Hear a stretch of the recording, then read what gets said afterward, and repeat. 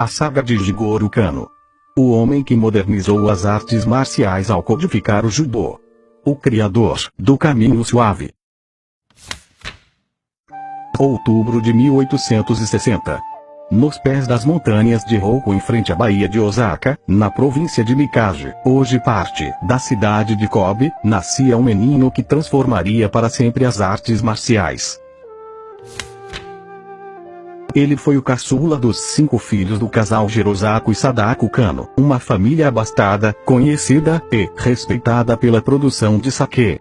Embora tivesse nascido em uma família tradicional, Jigoro foi diretamente influenciado pelo início da era Meiji, que tirou o Japão do isolamento feudal. A mãe de Jigoro morreu quando ele tinha 9 anos, e então seu pai decidiu se mudar com a família para Tóquio. Rapidamente ele se transformou em um bem-sucedido empresário do ramo de importação. Convicto de que a integração com o Ocidente era o caminho do futuro, o pai de Jigoro desde cedo pôs o filho em contato com a cultura do outro lado do mundo. Jigoro foi educado nas primeiras escolas bilíngues do Japão. Mas sua origem nobre era motivo de inveja dos colegas mais velhos, que constantemente o agrediam e se aproveitavam da vantagem de serem maiores para caçoar do garoto franzino.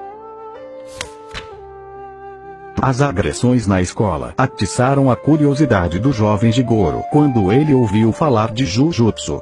Um antigo samurai, que havia sido um dos membros da guarda do shogunato, contou a Jigoro sobre uma arte que permitiria a um homem vencer um oponente mais forte. A ideia perseguia os pensamentos de Jigoro, que passou a procurar um mestre de Jujutsu que estivesse disposto a ensiná-lo. A busca não foi fácil. Com o fim da era dos samurais, passou a prevalecer na sociedade japonesa um certo desprezo pelas artes marciais, consideradas ultrapassadas. Jigoro, porém, era persistente.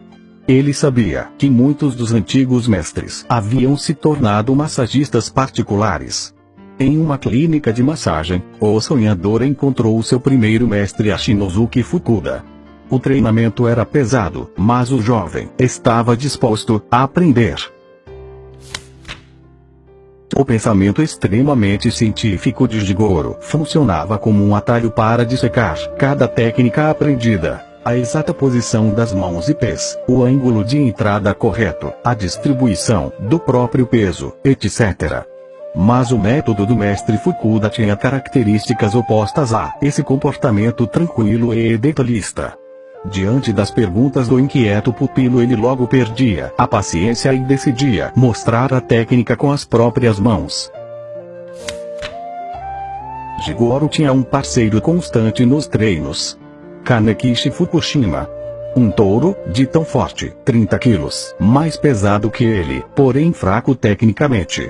Embora tenha ficado mais forte com o treinamento, Kano não conseguiu eliminar outro fator: a baixa estatura. Tinha menos de 1,60 m, o que sempre lhe dificultava a vida ao enfrentar oponentes mais altos. A mente inquieta de Jigoro foi em busca de respostas que a sua complexão não lhe proporcionava.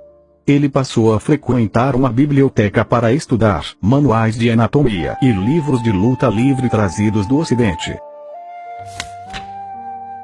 Foi por meio dos livros e de sua mente criativa que Jigoro inventou um dos primeiros movimentos do judô, o kata aguruma.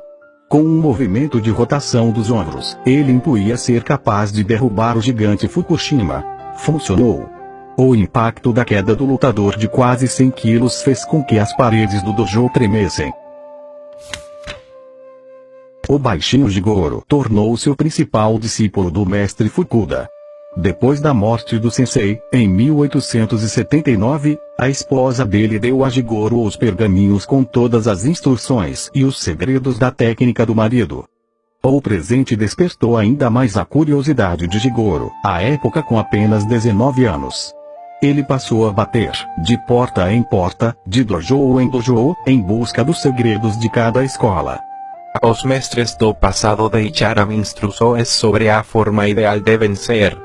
¿Qué tipo de conselho? Eles legaram sobre a forma correta de treinar. Jigoro reuniu quase uma centena de pergaminhos, não apenas sobre Jujutsu, mas também sobre luta de espadas, tiro com arco, hipismo, sumo, e diversas outras artes marciais. Ou seja, o judô não foi uma invenção de Jigoro, mas sim a destilação do conhecimento já existente. Um de seus escritos era constantemente usado por Jigoro para explicar o segredo de sua técnica. Era a história de duas árvores, um salgueiro e um pinheiro, sob uma forte nevasca. Enquanto os galhos do pinheiro permaneciam rígidos, os do salgueiro iam cedendo conforme a neve se acumulava sob eles. Por fim, os galhos do pinheiro não resistiam ao peso da neve e se partiam. O salgueiro dobrava-se conforme a carga aumentava. Derretida a neve, os galhos voltavam à forma original. Jigoro descobriu, maravilhado, que para vencer a força bruta não se pode responder com intensidade maior ou igual, é preciso compensá-la. Se meu oponente puxa, eu empurro, se ele empurra, eu puxo. A esse princípio de compensação, Jigoro deu o nome de Judô, o caminho suave, em japonês. Sua filosofia de luta baseava-se em dois conceitos básicos: Seiryoku Zendo, esforço concentrado, máxima eficiência, e Jita Kyoei, benefício e bem-estar mútuos. Ansioso por compartilhar os conhecimentos adquiridos, Jigoro abriu, em junho de 1882, o Nihon Ben Kodokan Judô, Instituto para a Transmissão do Judô Japonês, conhecido internacionalmente como Kodokan. O local tornou-se o berço do esporte no mundo. Jigoro Kano trouxe às artes marciais a mesma sofisticação que o Marquês de Queensberry havia dado ao boxe em 1867. Ambos tornaram suas modalidades mais limpas, seguras e, acima de tudo, eficazes.